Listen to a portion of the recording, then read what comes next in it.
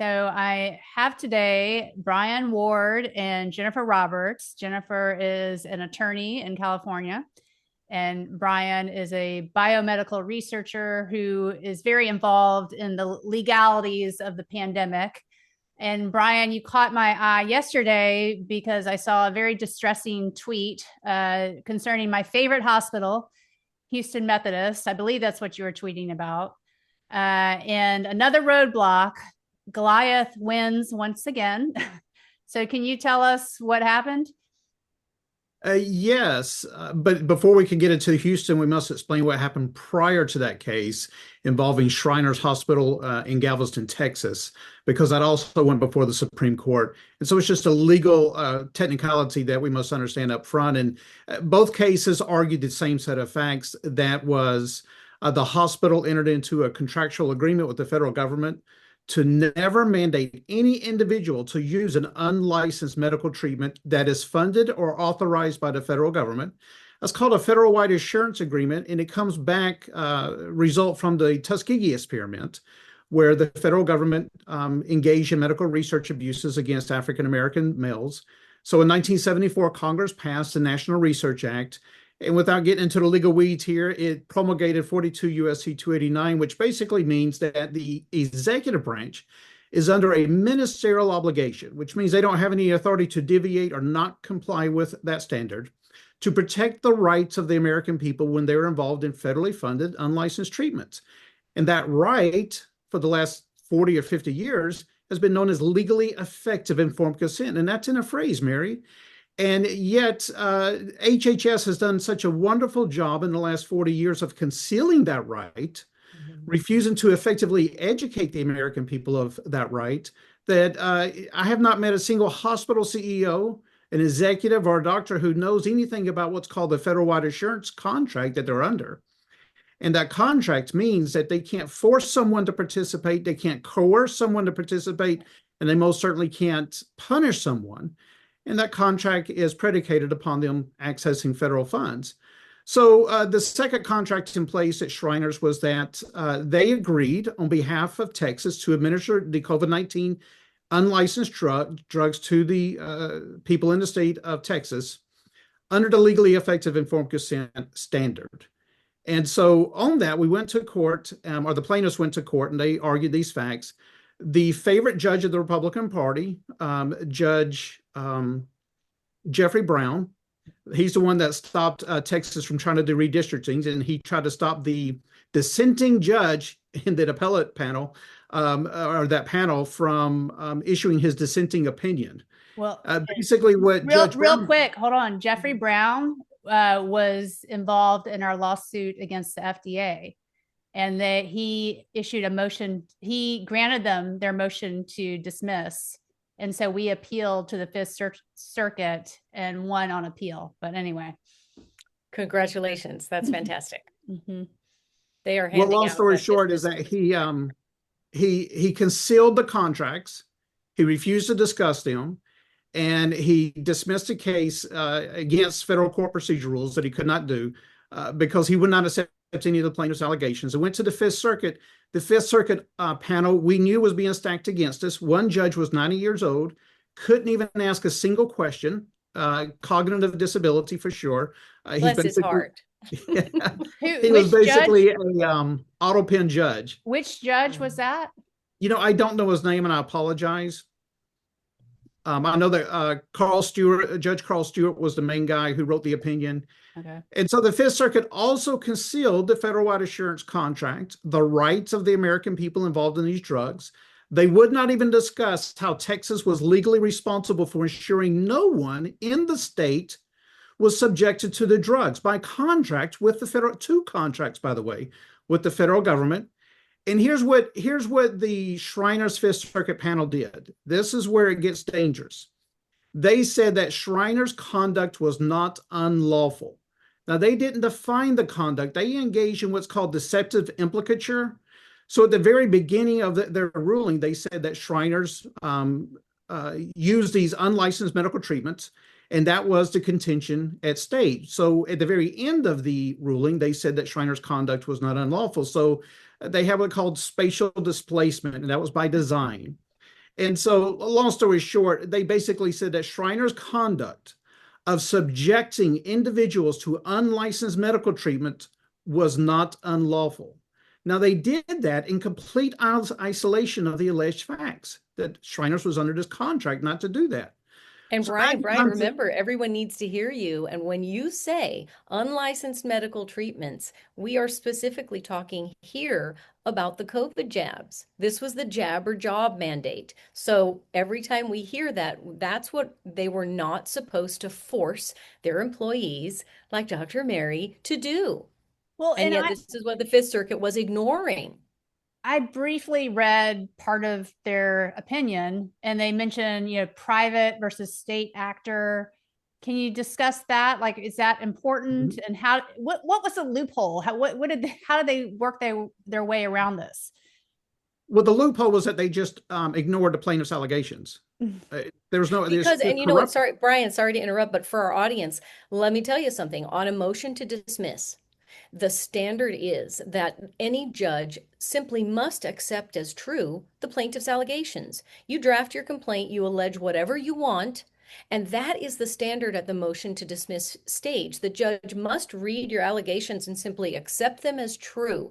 They cannot accept the defense version of the facts and then dismiss your case. So here's what right? How do they dismiss it then? What are there? Because as Brian said, they ignore their role. They literally ignore that requirement. Go ahead, Brian. Okay. Well, what they did specifically is they said that in this case, Houston Methodist and Shriners, they're not state actors for issuing a vaccination requirement. But that's not what was alleged. What was alleged is that the Houston Methodist Hospital entered into a contract with the state of Texas to perform a ministerial obligation owed by Texas to the plaintiffs. So in a Supreme Court case that's well known in what's called state action doctrine. So let me just explain to your viewers for a moment. A private party does not owe 14th Amendment obligations to the public. They only owe 14th Amendment obligations when they're acting on behalf of a government who owes those obligations to the public.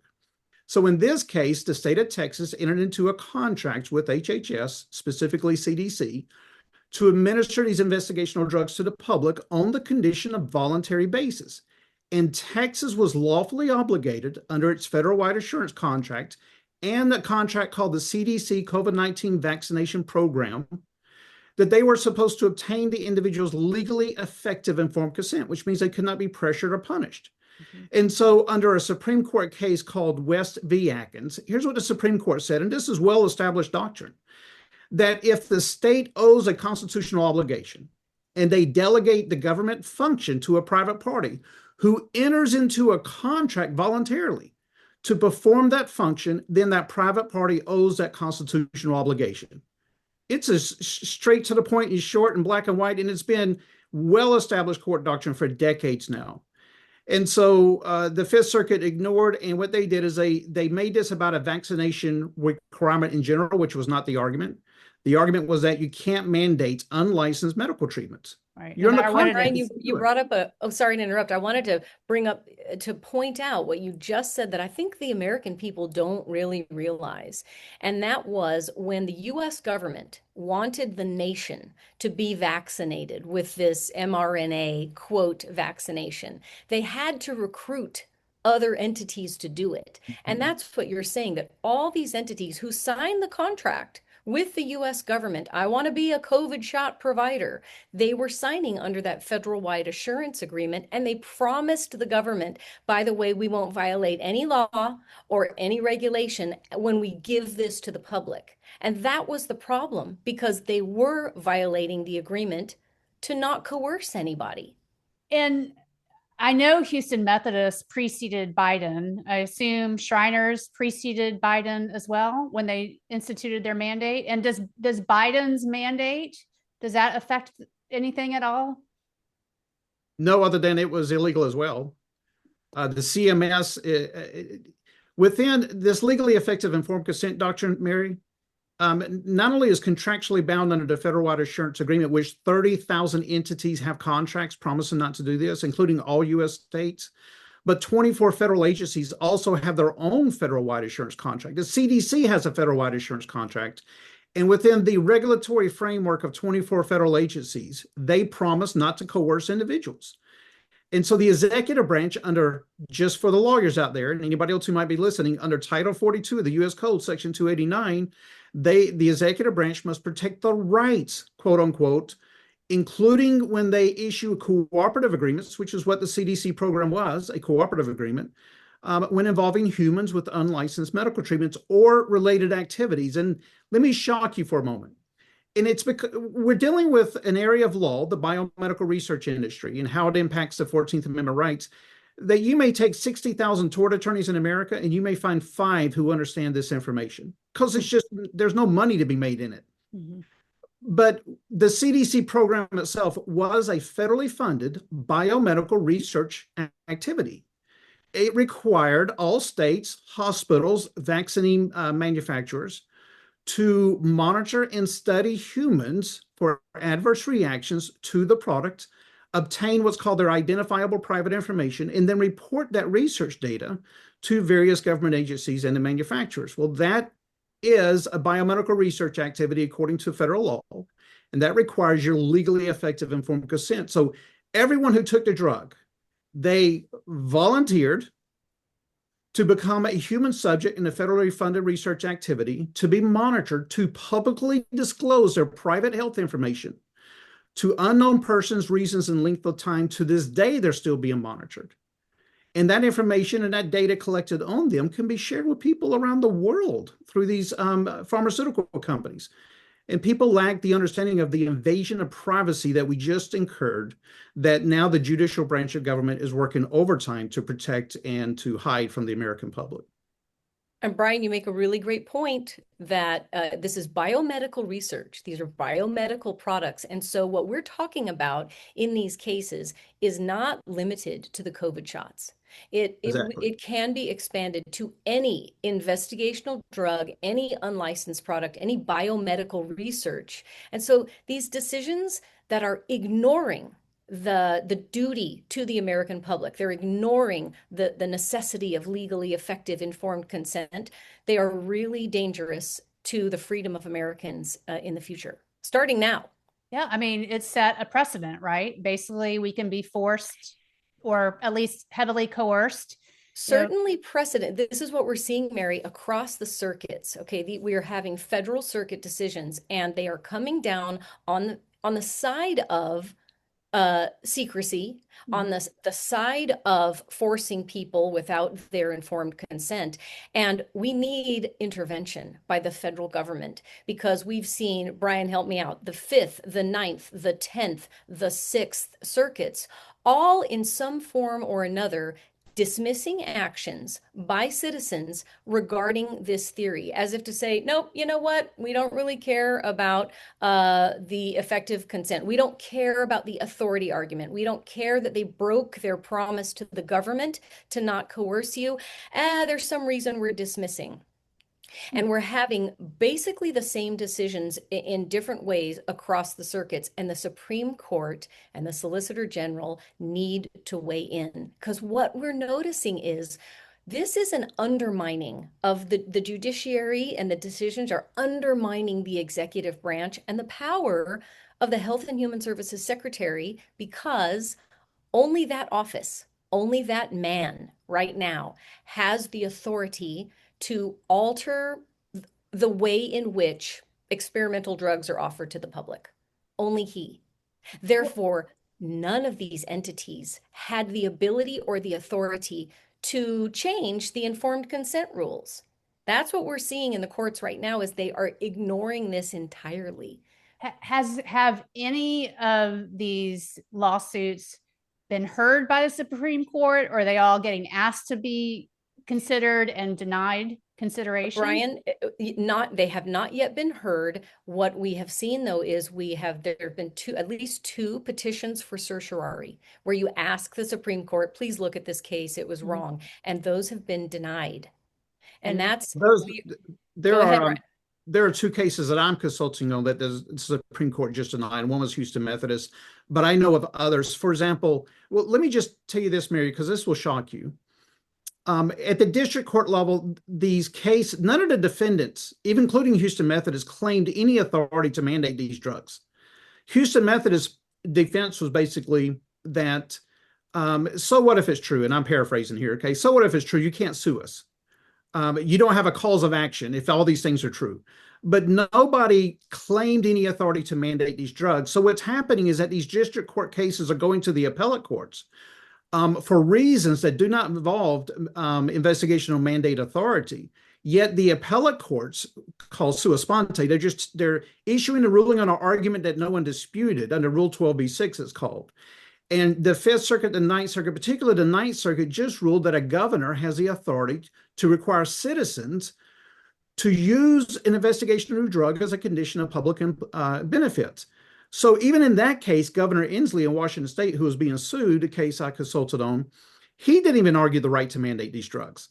He was basically saying, you can't sue me. And Brian, that's Curtis, right? You're talking about the Curtis case? Yeah, Curtis v. Peace Health. This is one that we need to get before the Supreme Court, because in that case, the Ninth Circuit created a new term that it is not in the record and that neither party came up with. The notion that an investigational product under the EUA statute could be considered clinically identical to another product that had different licensing. Well, no one argued that at all. And they kind of made that up out of whole cloth. And that is one of the bases on which they dismissed the lawsuit. That simply can't stand.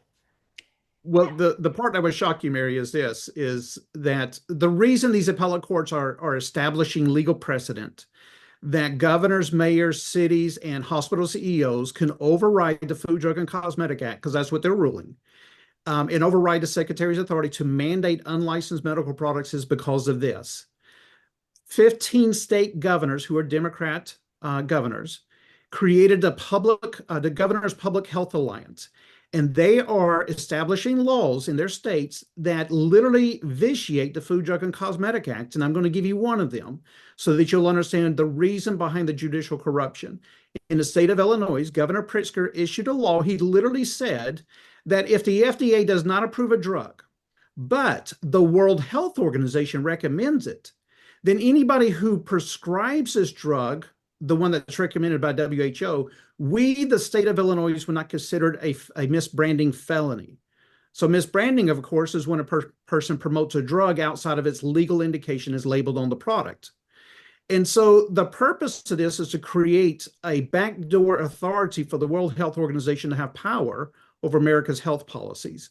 And these rulings fit in line with that. And so Illinois has no authority to say that misbranding is not a felony. According to the state law, they can, but not the federal government. And that's the purpose. That's why these appellate rulings are hijacking these cases and denying the rights. And so I'll just give you one example of Children's Health Defense. That was a case that came out at least a year ago against Rutgers University.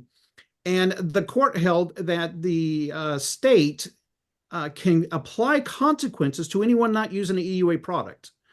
Well, if you go down to paragraph L of the EUA statute, it says that the secretary has no authority to require anybody to participate in authorized activity, including receiving the product. Well, if the secretary can't mandate the use of a product, neither can states. That's well-known supremacy court doctrine that the court overruled. And shockingly, the Supreme Court in that case, which I did not consult on, also denied cert. And so here's the key point of me saying that.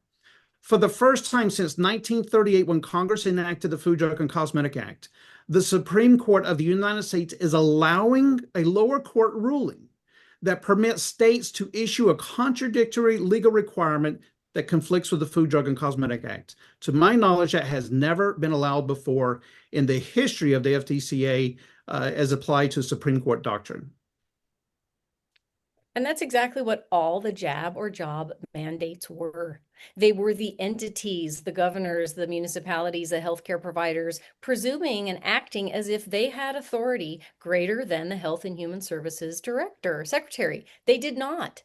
And yet, as Brian has said, the courts are not even, they're just ignoring that whole authority argument. They are not even engaging with it, as we say. And that is very dangerous because If you don't have authority to do what they did, that's the linchpin that undermines every mandate. And yet they're not going there. They are not addressing that at all. Well, two things. Okay. When Biden mandated the shots, people sued, that got overturned, correct? And how did that get overturned? And then does the PrEP Act play into any of this? Yes. Well, the Biden had multiple mandates. Okay. So let's pretend you're speaking about the specific one with CMS as it relates to hospitals.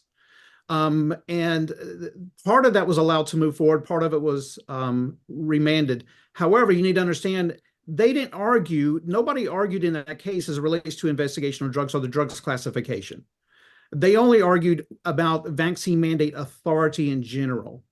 And under certain circumstances, they allow part of it to move forward. But there was no conversation about the type of drugs that were under mandate, whether the EUA. I don't know why no one made that argument, but they didn't. So the PrEP Act definitely plays in this in two ways. Number one, the PrEP Act has an express preemption clause, which means that Congress physically wrote into the act that no state or political subdivision may issue or establish a legal requirement that conflicts with any requirement under the FDCA.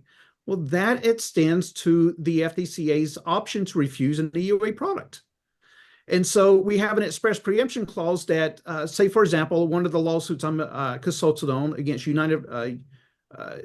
Colorado Health Authority, in Colorado, where the health agency under a federal water insurance contract mandated everybody use these EUA PrEP Act drugs.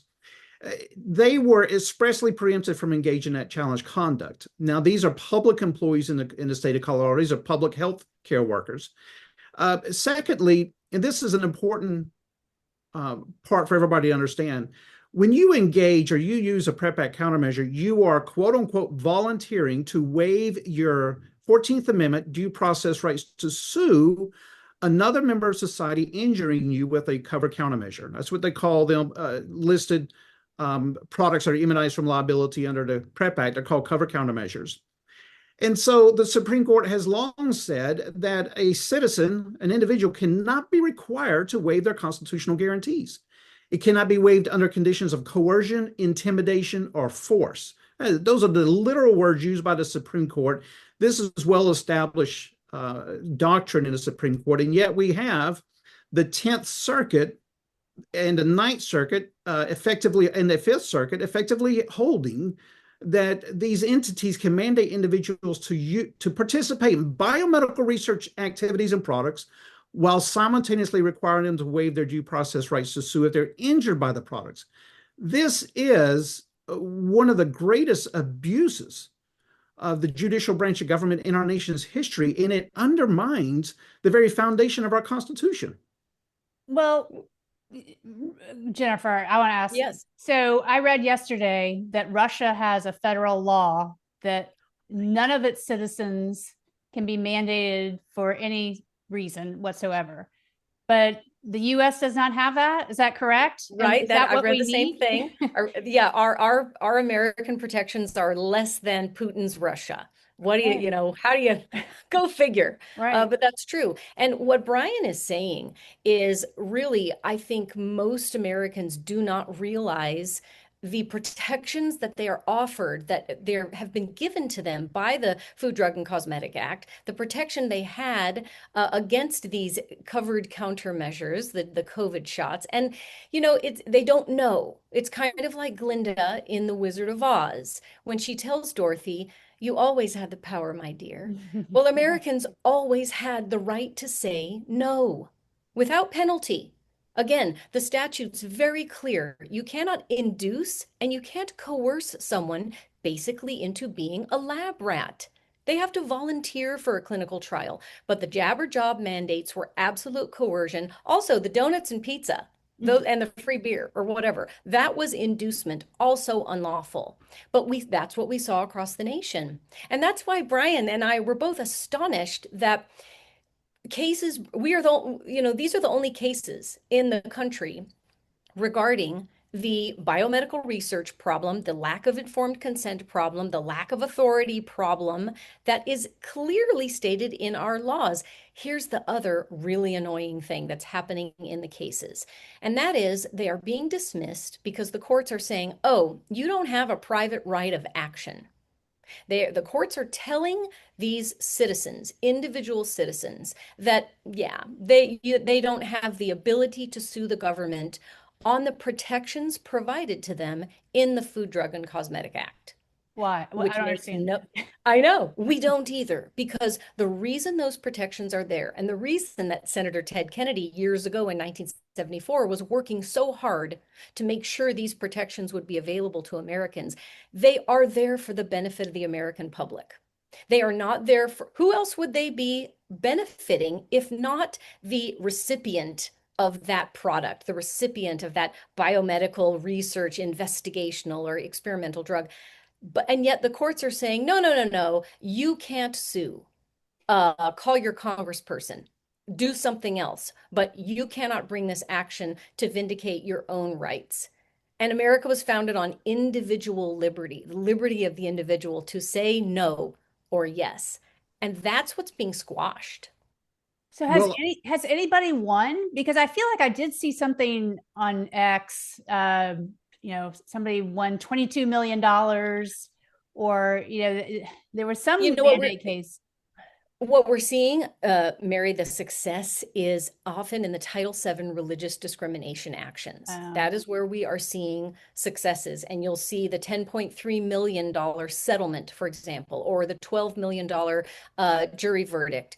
And again, most of these are religious discrimination where the potential recipient, the person who objected, had sincerely held religious beliefs against taking that COVID injection. Mm-hmm. And there's a recipe that an employer must follow. Mm-hmm. And when they don't follow that recipe, that's where your liability comes in.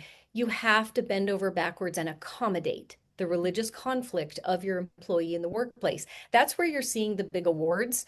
We have not seen a single victory in this EUA space yet, mm-hmm. but that's what we're working towards. Wouldn't you say, Brian? Yeah, and I would just like to piggyback off of what you're saying earlier. To date, Mary, I have been involved in cases where 31 federal judges have reviewed them, and not judicially, by the way. And what's happening is that they are refusing to answer questions of federal preemption. The question is, can a governor mandate these drugs under these legal conditions, under these constitutional requirements? And they cannot. So, for example, the PrEP Act has that express preemption clause that says they can't mandate the use of an EUA drug because that conflicts with the FDCA's option to refuse. 31 federal judges absolutely ignore it. They ignored the Food, Drug, and Cosmetic Act, the Supreme Court doctrine that has said since 1938, states can't conflict with the FDCA. So even if you don't have a private right of action under the FDCA, they are supposed to answer the questions of federal preemption of whether or not these entities, these persons, can mandate these drugs under these legal conditions. And once you prove that, particularly in a case like against Mayor Bass of Los Angeles, right? 80 plaintiffs, firefighters, police officers, whatever it might be. The questions of federal preemption resolves the case in favor of the plaintiffs. You don't even have to get into the muck and mire of everything. But can a political subdivision mandate these type of drugs on these conditions? And the answer is absolutely no. And so think about this, 31 federal judges at district courts and appellate courts and the Supreme Court now, unfortunately, refuse to answer questions of federal preemption, which means they refuse to enforce federal laws for our benefit. And they're waiving our constitutional rights to bodily integrity and our right to due process, forcing us to participate in products where we also have to waive our rights to sue if we're injured by them. Are there... And that's it. Oh, go ahead. Well, I was going to say, are there more cases out there that are still alive? Oh my gosh. Sure. I'm on 15 active cases right now. How many? And what the case Brian just mentioned, the city of Los Angeles, that's my case. That's McMahon versus the city of Los Angeles.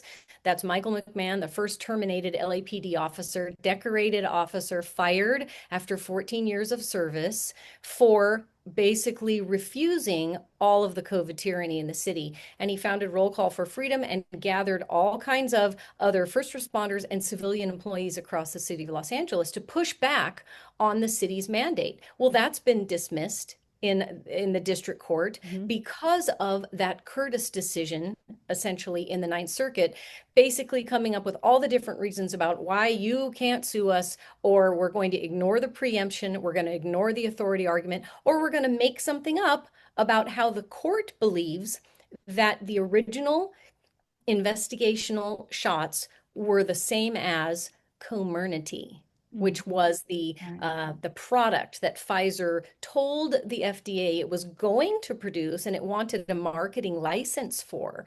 And they approved that marketing license, but then never actually put it on the market. But in that moment, there was a bait and switch in the public perception, and suddenly everyone was made to believe that the existing emergency use products on the shelves, all those vials sitting on the shelves, that suddenly they transmogrified into fully approved FDA products, which they did not. But that's exactly what the mandators wanted people to think. Well, that's what the Ninth Circuit is saying.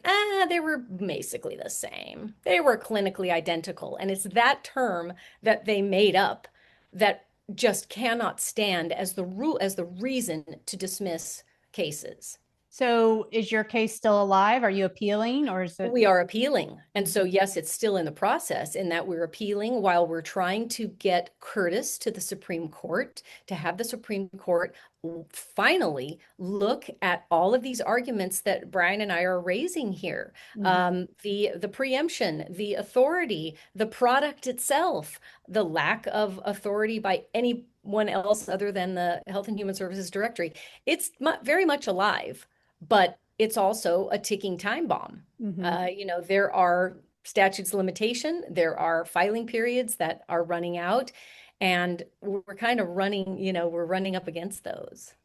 Is it too late for somebody to start a brand new lawsuit over the mandates? I'm sad to report that it's possibly too late. We are seeing people's statutes of limitation evaporate by the day, because when you look at someone who wants to sue, say, for wrongful termination under a mandate, that's going to generally be, it's going to align with your personal injury statute in your state. California is 2 years, Washington State is 3 years. And these mandates were really happening in 2021, mostly. It's a rare person who was terminated even in 2022. And so most people, if they've been sitting on the fence, sitting on their rights, they would need to talk to somebody really fast to see if there's any kind of claim that's left. Yeah.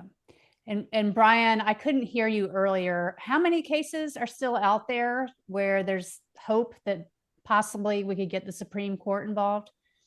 Well, currently I'm involved in the same set of facts based on a defendant. And most of the cases that are left are against public and state actors, governors, mayors, political subdivisions. There are 15. Okay. We just filed a brief before the Ninth Circuit Court of Appeals in one of them, East Side Fire and Rescue, which involved firefighters in Washington State. And that case, federal judge Tina, I can't remember, Tina Lynn, I think is her name. Exactly. She literally said that Pfizer's drug under EUA is not subject to the informed consent requirements of the EUA. They're just making stuff up. Literally, they're just pulling stuff out of thin air, whatever it takes to get the cases dismissed. Here's the problem, and this is why I have started actively engaging the executive branch. I can't go into it right now, but I have started actively engaging the executive branch to intervene, and that's because there are 3 federal statutes that provide only one person authority to issue authorization conditions for unlicensed drugs, and that is the HHS secretary, currently Kennedy Jr. According to these appellate court rulings, it's not just him now. It's any person who wants to mandate these products. They can mandate them according and establish authorization conditions. And one of the things we've pointed out in the Fifth Circuit, especially against Houston Methodist with Mark Boone, the CEO, is that he effectively engaged in misbranding. You can't, in order for a mandate not to be considered what's called arbitrary and capricious, it must have a legitimate interest stated to it. You must give it a purpose. So if you're going to mandate the use of a drug for the purpose of preventing the coronavirus, then according to Supreme Court precedent since 1938, the drug must be labeled with that legal indication. Mark Boom is not authorized to assign a purpose to an investigational drug. And here's the reason, Mary, and this is what the viewers should really understand, that these unlicensed medical products, you can hold up 5 vials of the Pfizer COVID vaccine, the investigational version, and you could have 5 different formulations. That's because Pfizer is under no requirement to maintain a specific formulation. The reason why is that they're changing the formulations to study its impact on your structure for its safety and efficacy. You are an experimental human subject. Now, it doesn't mean that when an EUA drug is authorized, that it's for a clinical research purpose, okay? What that means, with the EUA, all it means is that we are giving the public the authority to access drugs that are normally restricted from interstate commerce, should they choose to participate in its administration. And you can't mandate someone to participate in an EUA product because an EUA product at its core is an investigational product. And that's why it was put under a special federal program, because we already have a vaccine immunization program nationwide. There was no need to create a special program if it was just a licensed product. So they created a unique program because the CDC itself was under a federal-wide assurance contract with its cooperative agreement to ensure all Americans gave their legally effective informed consent, which they delegated to the states. And here's what you need to know, Mary, not one hospital in Texas could administer the drugs without the authority and approval of the state of Texas, because it was Texas who was responsible for the program. And it's because of the depth of this corruption with this program and who it implicates. I believe it's one of the reasons the Supreme Court will not hear these cases. But the lower courts are taking advantage of that, and they're now amending federal law. So that now we have, think about how crazy this is, Mary. In Houston Methodist has its own institutional review board committee. This committee ensures that none of its staff pressures an individual to use an investigational drug. I know this firsthand. So this committee exists to ensure the legally effective informed consent doctrine is applied faithfully, because a hospital's federal funding is predicated upon it. But now under the Fifth Circuit, who sua sponte ruled on their own version of facts, we now have a drug classification that the executive branch and Congress says you can't mandate. But now the judicial branch of government says Houston Methodist can mandate not just employees, but contractors, vendors, and volunteers. What is the point of the HHS secretary issuing an EUA if at any time, as the Fifth Circuit said in Shriners, the Fifth Circuit literally said that Shriners' conduct was not unlawful, and then they said it is common practice for hospitals to issue these type of mandates. What type of mandates? Investigational drug mandates, and that was a lie. I'm calling the Fifth Circuit a liar. I'm just telling you right now, they could not produce before the Supreme Court any proof that their state of fact was actually factual.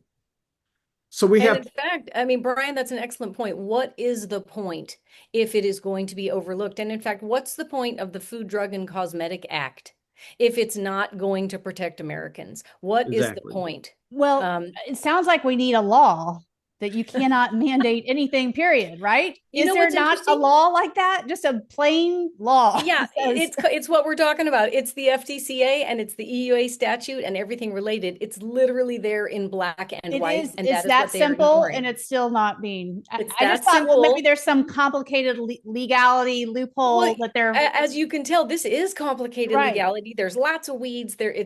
You get really into all the subsections of all the codes, but the truth is, it's there. It just needs to be enforced and recognized. You know what you'll see? You'll see states that have enacted their own state law that says, by the way, our citizens will not be subject to biomedical research without their consent, will not be subjected to investigational drugs. But those are going to be red states, and it's rare that we see that type of legislation. And then even Idaho, they. Oh, yes. But the hospitals, from what I understand, the hospitals can still mandate. Is that correct? Again, mandate what, right? You have to look at, is it mandating an FDA approved product? Well, then go ahead. We are not challenging mandating Right. FDA approved products. It's clearly the EUA authority. And in Idaho, with their brilliant medical freedom law, that's fantastic that there will be no mandates of the citizens for any to undergo a medical procedure, which Right. is great. But you'll also see that the Health Freedom Defense Fund has a case before the Supreme Court, and that's specifically about the COVID shots. Mm-hmm. And that is, I mean, they're doing a cert petition. We really are hoping that the court will pick it up.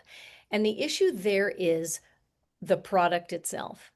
Did this shot do what it was sold to be doing, which it didn't? We all know that in August of 2021, even the CDC and Rochelle Walensky, they were admitting that the shot did not prevent infection with or transmission of SARS-CoV-2. And therefore, if you don't prevent infection or transmission of a virus, you're not really having a public health benefit. One man's shot does not affect another man, et cetera. Mm-hmm. And if you don't have a public health benefit to stop the spread of disease, as they did way back in 1905 with smallpox and Jacobson v. Massachusetts, then the whole Jacobson decision just doesn't apply anymore. Mm-hmm. And that rational basis test that evolved after Jacobson doesn't apply to an employer who is basically telling his employee, I recommend you take this medical treatment because I think it's good for you. Right. That needs strict scrutiny. We need to see the employer's compelling interest in why do you have to make Denise in payroll take this medical product treatment if it's not going to stop disease or viral transmission? That is what is at issue in the Health Freedom Defense Fund versus LA Unified School District case that's on the cert petition going up right now.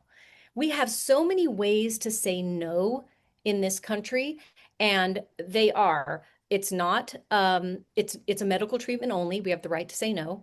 It is not a licensed FDA approved product. That's the EUA theory. We have the right to say no. And I have a religious objection, and I have the right to say no, and you have to accommodate me. Those are our basic ways to say no, and we're trying to get all of that in front of the Supreme Court right now. Okay.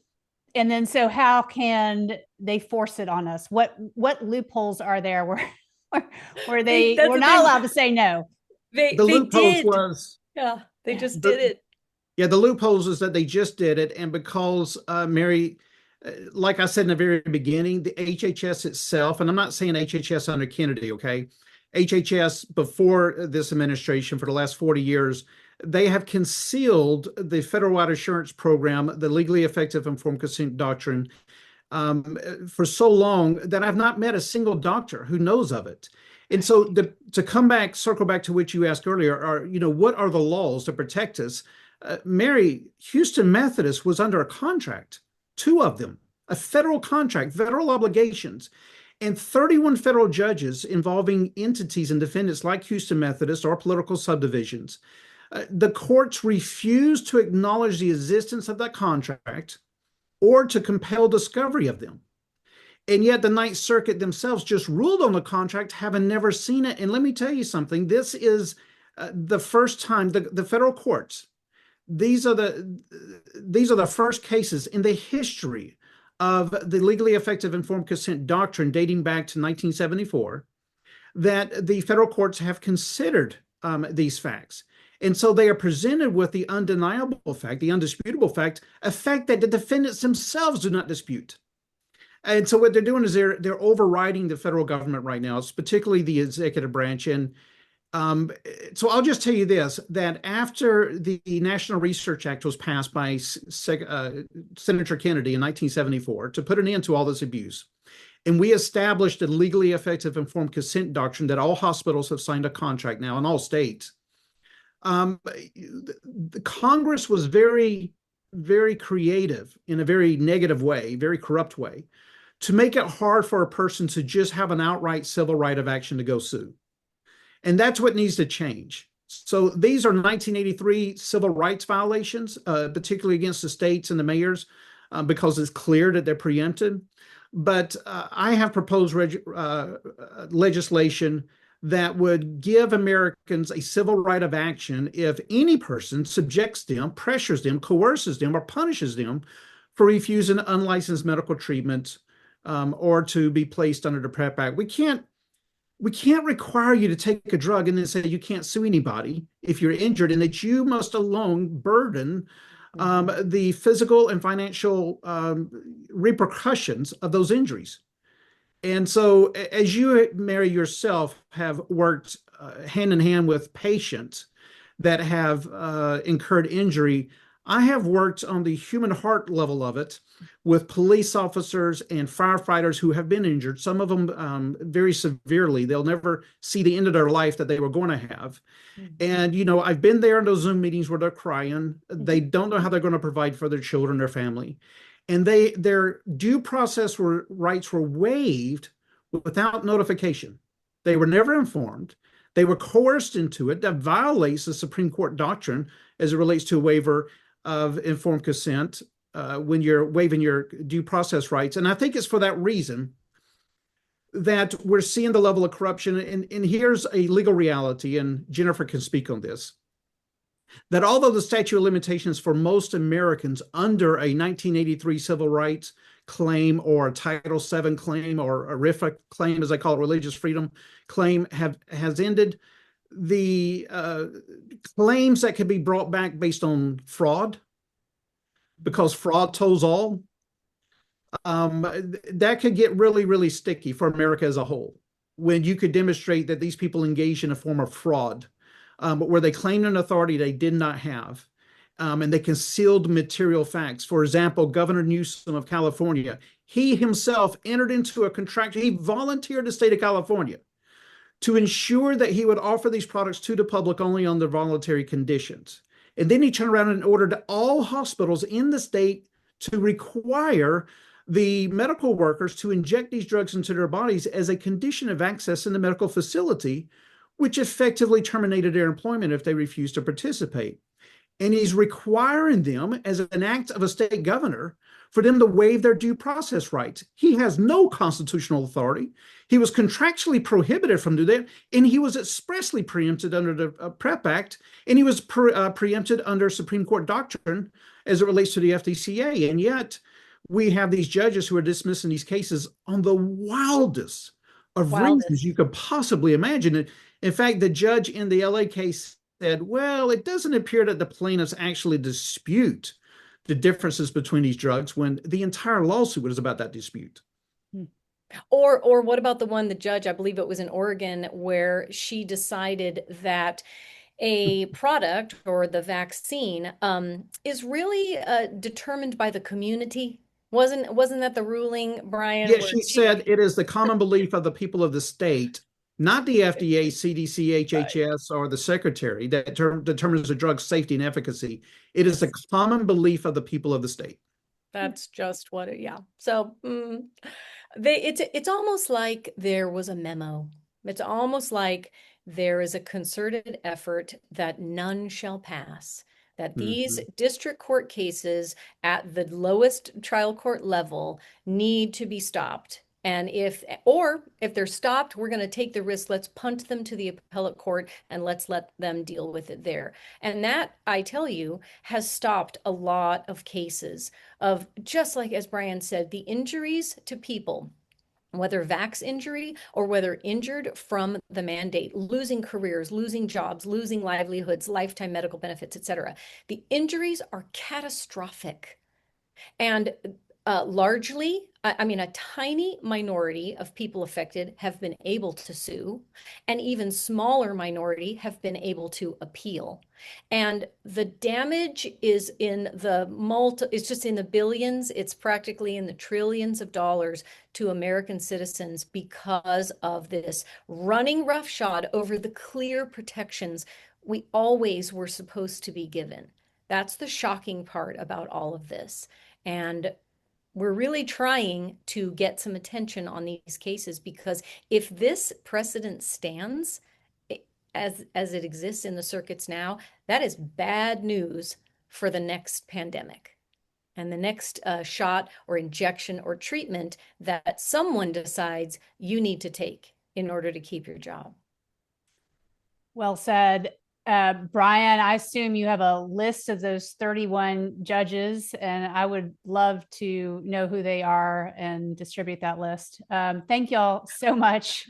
You're welcome. And I would say, I would caution, I would just say, I don't ever want to target, I don't ever want to talk about, judges are trying to apply the law. Well, let's always be super generous and say they're trying to do, and we never bring attention to any one particular jurist, because that seems so, I don't want to draw attention to the jurists themselves who are dealing with this area. The problem is the pattern that we are seeing in all of the cases.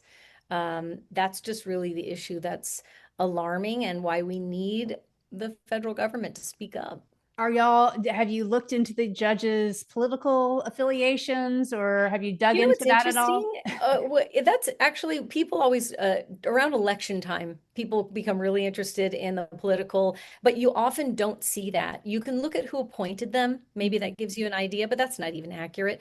That's often kind of hard to find, that information. I will tell you this, that two things I have noticed through observation, and that's my skill set, noticing patterns. Number one, I would say in 80% of the cases I'm involved in, they're always Obama-Biden appointed judges. Number two, I can tell you that there has been a lot of malfeasance in the appointment of judges. For example, when a lawsuit was filed in the state of Colorado, it was months before they assigned a judge. In the case in LA County, I think it was, we had a Reagan appointed judge, and then after months for scheduling conflicts, it was replaced with a Biden judge. And I could tell you that when we had an appeal before the Ninth Circuit, that they were supposed to consolidate 3 cases and have oral arguments for each case on the same day. And month after month after month, they kept canceling the oral arguments. And what they were doing is they were making sure it could get to a panel they agreed with. So the same thing happened in the Fifth Circuit. When we filed in the Fifth Circuit, appellate courts will always consolidate cases involving the same set of facts for just to make sure judicial efficiency. And they refused to consolidate this case. In fact, it was a very big argument, particularly among the defendants, not to consolidate them. And I believe it's because that they found their 3-judge panel they wanted. And, we had the auto pen judge that was assigned, Carl Stewart, who's always known to be the problematic judge in the Fifth Circuit, ruling on very liberal issues. And so we are seeing that, in my opinion, I believe there's enough circumstantial evidence to demonstrate that these judges are not acting independently, that they're being assigned a what to do memo by outside sources. That's my personal opinion. And because you can't, you ask any lawyer worth their salt, can a judge just arbitrarily dismiss allegations and override plaintiff's allegations and make arguments or issue rulings on arguments that no one disputed and the defendants didn't even make themselves? And they cannot. It's a huge abusive problem within the federal judiciary, particularly within this realm. And the second thing I will say is that not only in my cases, okay, but let's say Title VII cases where a lot of judges are ruling against them, I've noticed in a number of district courts throughout America that the exact same judges are routinely getting pulled from a lottery to oversee these COVID cases. So you may have a district court, say with 5 or 6 judges, and the same judge gets all the COVID cases. That's not a lottery. Right. That's not how that works. They're not being randomly selected. Yes, in the Ninth Circuit, we have one judge who had at least 4 cases of the same, and they were all dismissed. And then when they're dismissed, they cite each other in this circle of, yes, oh yeah, over in that case, oh, actually, I happen to do those. That's what we're seeing. One last point about politics, or sorry, political persuasion and COVID is my observation that it's really interesting. The religion of COVID and the religion of vaccines actually transcends political party. It transcends actual religion. It is itself a religion. Mm-hmm. So it's really hard to say, oh yes, all conservatives, all Republicans are going to be, pro-health freedom or pro-informed consent. You really can't say that. Right. So it's almost impossible to tie political persuasion to these decisions. But Brian is right. There's patterns there. There are definitely patterns. Well, And the other thing that is a lot of the chief justices of these district courts, they themselves issued their own vaccine mandates. Or mask mandates or mandates, you have to follow these protocols. So now they're looking at the fact that they were wrong. And so we're just running up against a lot of, and listen, because these laws involving the biomedical research industry are so novel, these are the most novel laws in America, in my opinion. I don't blame these judges not knowing these laws up front. No one knew. The legal community didn't know because the federal government for decades concealed these facts. Now, the hospital knew. I know for a fact Houston Methodist knew they could not do it. That's why they didn't dispute it. That's why they didn't claim they could. Hospitals have their IRBs, institutional review boards, but the legal community was not aware of these legal conditions and these contracts that exist. So, but now that they are aware of it, instead of humbling themselves and repenting and ruling judicially, they're trying to overthrow our rights to refuse these type of treatments. One last little point I want to make. John Bowden, I don't know if you've seen him on X. He's been very active in researching, and he's sued. And it looks like the Supreme Court just shot down his lawsuit. But he posted something yesterday, which I found very interesting, looking at the number of cases, number of lawsuits, federal lawsuits in the country jumped from 295,000 in 2019 to 470,000 the following, it's like a 1 year, 2020 to 2021. And the courts just couldn't keep up. So we saw all these cases get dismissed just because they were flooded with lawsuits.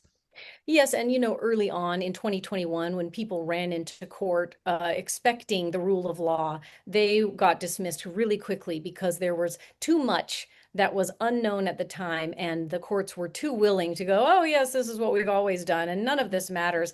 That was unfortunate for those plaintiffs who ran in really expecting the relief that we are now actually seeing. That is the numbers that you just said totally correspond with also the exponential rise in discrimination claims to the EEOC and then to the state discrimination entities like California Civil Rights Department. So you see all these FEHA claims and EEOC that's just gone through the roof because everyone's rights were violated. So it's no surprise that they were overloaded, and frankly, they should have expected it. Yep. Well, thank y'all so much. This was wonderful, very informative. And I want y'all to come back when you have some updates on those 15 cases that are hanging on by a thread. Hopefully we can make some traction on that. Well, thank you, Mary, for having us today. Thank you, Mary.